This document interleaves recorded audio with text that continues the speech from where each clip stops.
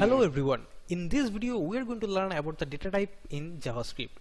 So if you don't know what the data type is a type of data which we are going to store or initially in a variable. So in JavaScript we divide the data type into two categories. One is primitive data types and another is non-primitive data type. So we'll see what the data types are coming inside of primitive and non-primitive. Let's start with primitive data types. So first primitive data type is string. So what are the strings? String is nothing but a sequence of character. Whatever you write within a double quote, everything will treat it as string. Like example, hello world. This whole hello world is treated as a string. The second one is number. Number is nothing but a numeric value. Anything comes with positive and negative value is treated as number. The third one is a boolean. Boolean is either true or false. This true value is treated as boolean value. The third one is undefined. Though undefined is not a value, but when you didn't declare any variable but use that variable in your code, that time this variable will declare as undefined.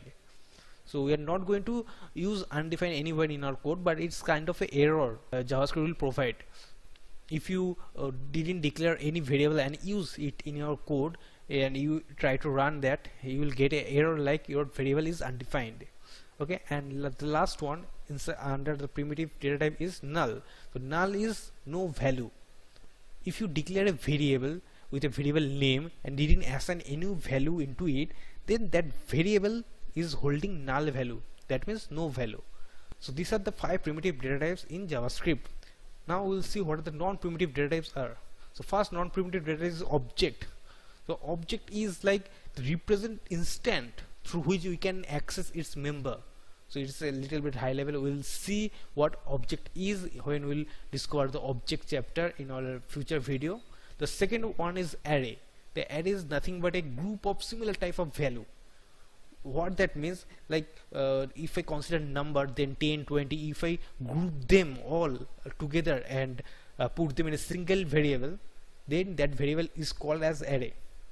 So we'll also see what is array in array chapter in our future video. And the third one is regex. Regex is also known as regular expression. So this is also a high level concept. So we'll see these things also in our future video. So these are all the non-primitive data type, and that's all the data type we have in JavaScript. So we'll see one by one in our future video.